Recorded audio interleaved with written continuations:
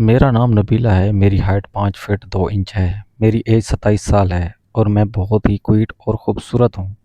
میرا چہرہ پھولوں کی طرح حسین ہے۔ میری آنکھوں میں مستی بھری ہے۔ میرے گال موٹے اور بھرے بھرے ہیں اور میرے ہونٹ رس بھرے رسیلے ہیں۔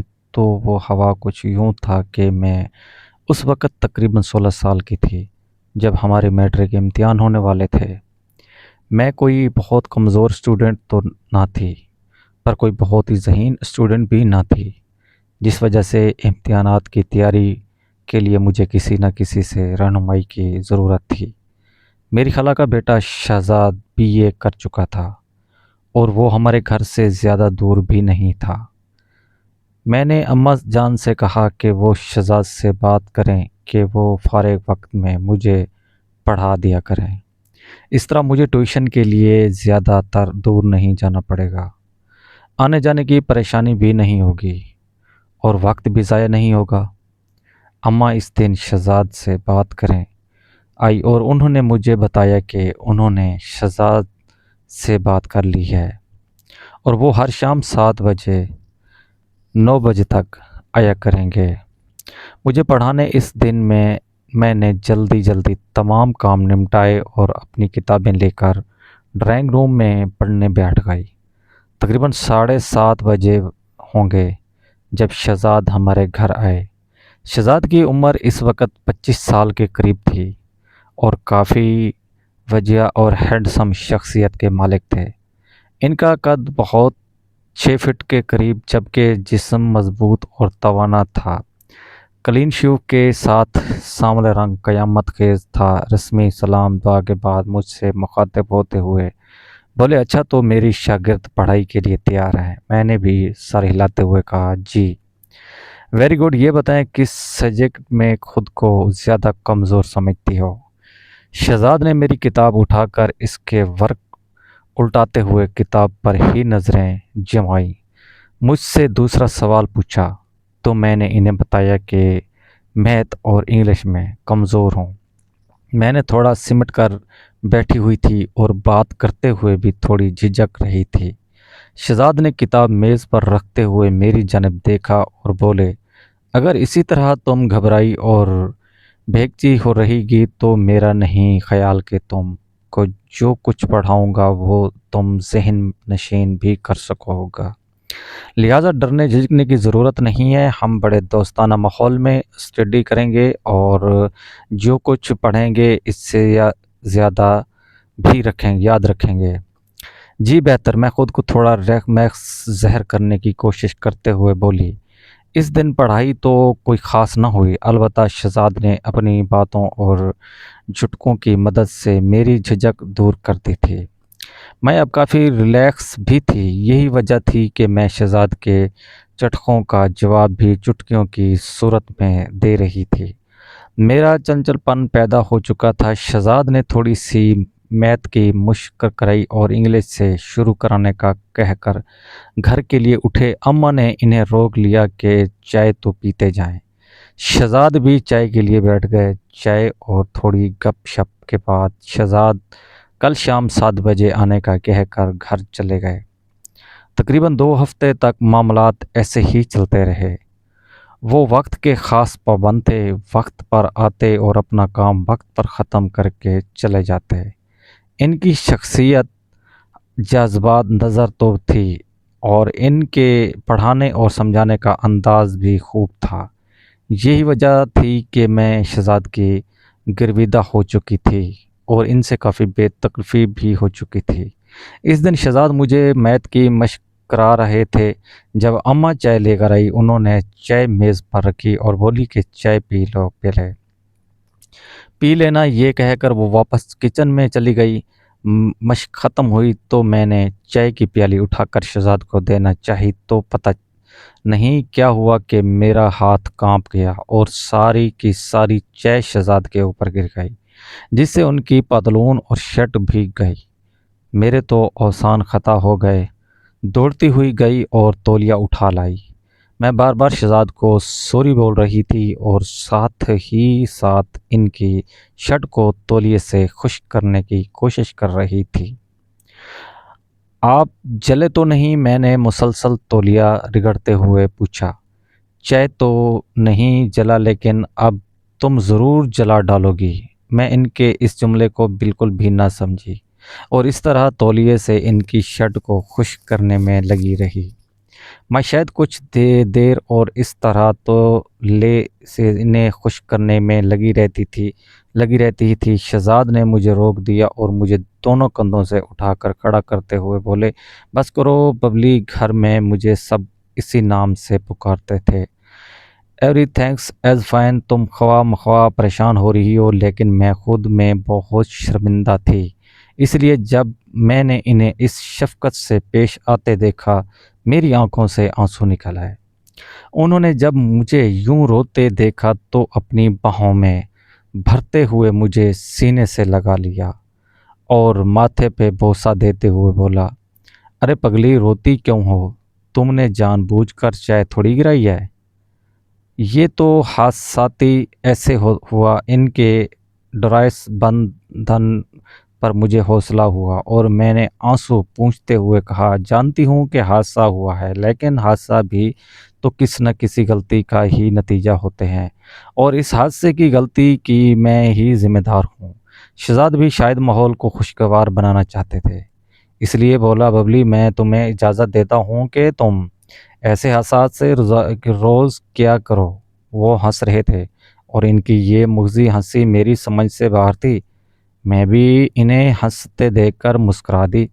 شہزادی نے کہا، چلو واپس وہیں سے شروع کرتے ہیں جہاں پر حادثہ ہوا تھا۔ یہ کہتے ہوئے انہوں نے مجھے اپنی باہوں کے گھیرے سے آزاد کر دیا۔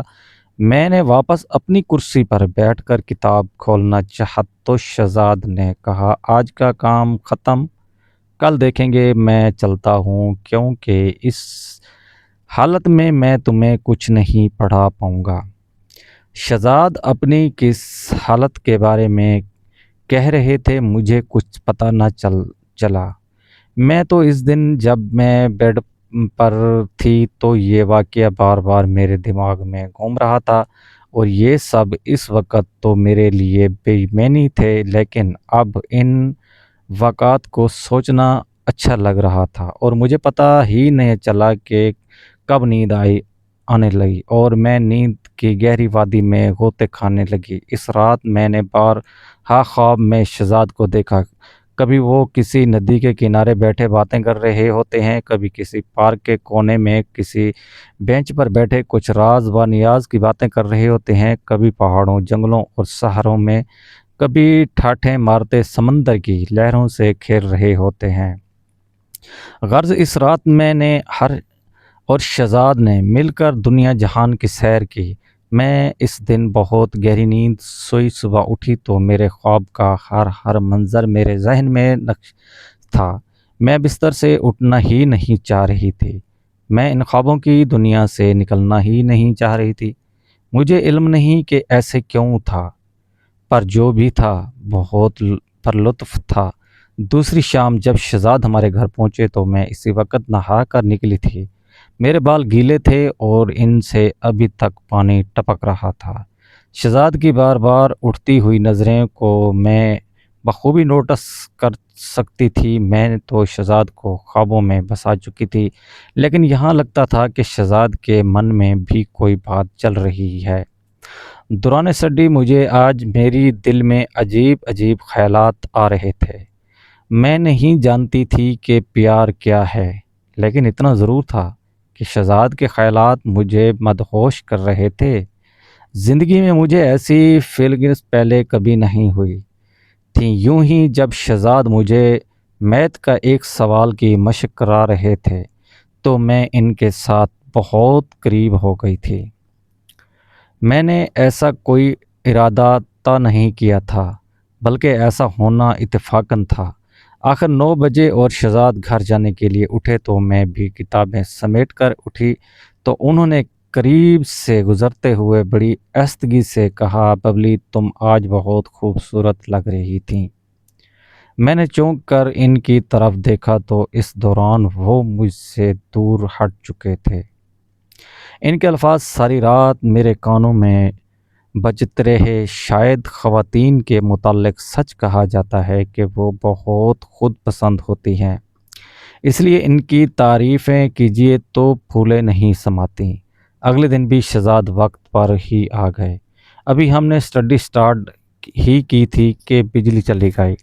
میں اٹھی کہ موم بتی جلا کر لے آؤں تو شہزاد نے میرا ہاتھ پکڑ لیا اور بولے، ہم نے کون سا موتیوں سے مال پڑوانی ہے، ایسے ہی بیٹھ کے باتیں کرتے ہیں، تھوڑی ہی دیر میں بجلی آ ہی جائے گی۔ تو میں بھی ادھر ہی بیٹھ گئی اور ہم ادھر ادھر کی باتیں کرنے لگے۔ شہزاد نے میرا ہاتھ ایسے ہی پکڑ رکھا تھا لیکن مجھے عجیب لگ رہا تھا، اگرچہ شہزاد کی محبت مجھ پر حاوی ہو چکی تھی اور ان کی پر اثرات شخصیت نے مجھ پر جادو سا کر دیا تھا، لیکن میں فوری توقع نہیں کر رہی تھی۔ کمرے میں اس وقت چونکہ اندھیرا تھا اور ہم ایک دوسرے کے چہروں کے تاثرات نہیں دیکھ پا رہے تھے۔ حقیقت کہوں تو مجھے ان کے ہاتھ اپنے ہاتھ پر بہت مزہ دے رہے تھے، لیکن کوئی اندرونی خوف تھا جو روک رہا تھا۔ لیکن اگر شہزاد کی جگہ کوئی بھی اور ہوتا تو میں یقین سے کہہ سکتی ہوں کہ میں اس کا منہ نوچ لیتی، لیکن شہزاد کے لیے تو میں پہلے سے ہی سب کچھ ہاری ہوئی تھی۔ لیکن پھر بھی میں یہ سب کچھ نہیں چاہ رہی تھی۔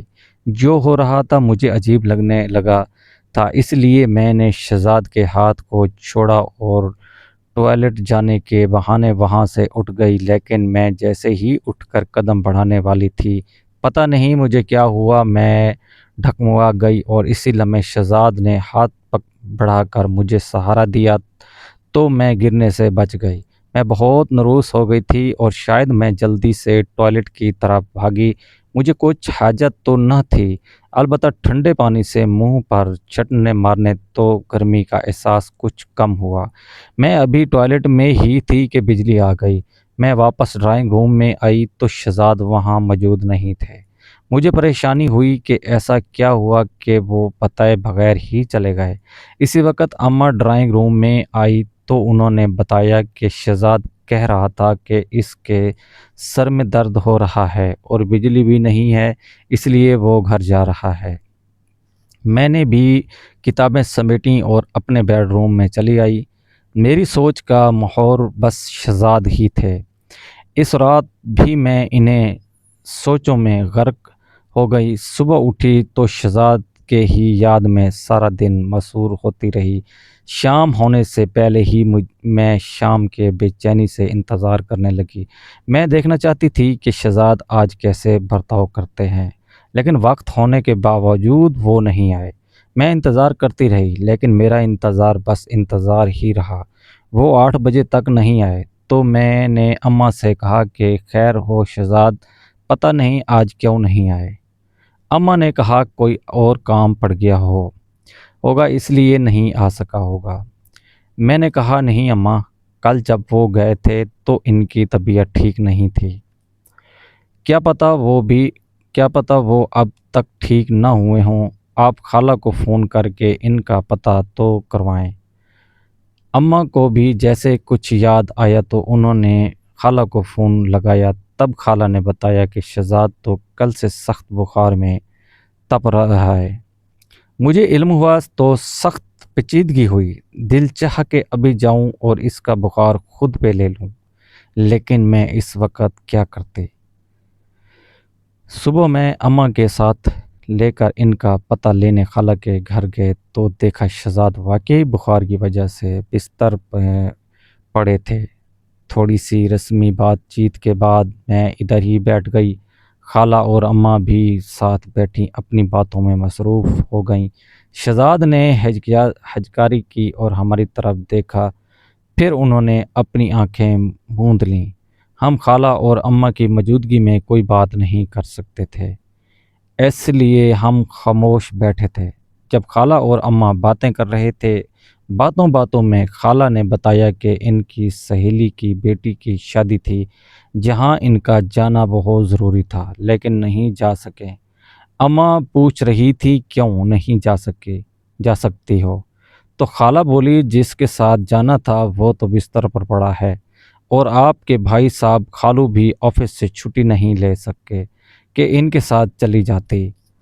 اماں چونکہ خالہ کی سہیلی کو جانتی تھی اور انہیں پتہ تھا کہ وہ کدھر رہتی ہیں، اس لیے خالہ سے بولی تمہاری سہیلی کون سا دوسرے شہر میں رہتی ہے، ٹیکسی پکڑو اور 2-3 گھنٹے میں واپس آ جاؤ گی۔ میں نے یہ سنا تو میرے دماغ میں آئیڈیا آیا اور کہا کہ اگر اماں اور خالہ شادی پر چلی جائیں تو مجھے شہزاد اکیلے بات کرنے کا موقع مل جائے گا۔ یہی سوچ کر میں نے بھی اماں کی تردید میں کہا خالہ اگر آپ کی سہیلی اس شہر میں رہتی ہے تو تب آپ ضرور ہو آئیں، شہزاد کی فکر نہ کریں، 2-3 گھنٹوں تک ہم ان کی طرفداری کر لیں گے۔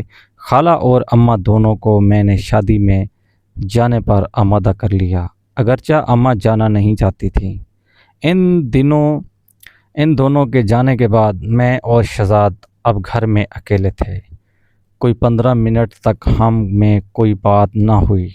شہزاد ویسے ہی آنکھیں موندلی لیٹے ہوئے رہے، شاید وہ میرا انتظار کر رہے تھے کہ میں کوئی بات شروع کروں، لیکن میں تہذیب میں رہی کہ بات شروع کیسے کروں اور کون سی بات کروں۔ تنہائی میں، خاموشی میں ماحول پر عجیب پرسرات تھی۔ شہزاد نے میری طرف کروٹ لے کر آنکھیں کھول دیں۔ نبیلہ تم نے مجھے جلا ڈالا۔ ان کی آواز میں سماعتوں سے ٹکرائی، ان کی نظریں میرے چہرے پر گریں تھیں۔ تم شاید سمجھ رہی ہوگی کہ میں بخار سے تپ رہا ہوں، لیکن ایسا نہیں ہے۔ یہ آگ جس میں میں جل رہا ہوں تمہاری ہی پیار میں لگی ہوئی ہے، دیکھو جل رہا ہوں نا۔ میں یہ کہتے ہوئے انہوں نے میرا ہاتھ اپنے ماتھے پر لگا دیا۔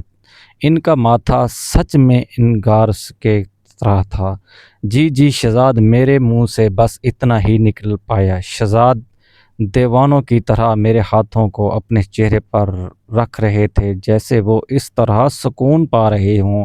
سکون تو مجھے بھی حاصل ہو رہا تھا، محبت تو مجھے بھی ہو گئی تھی۔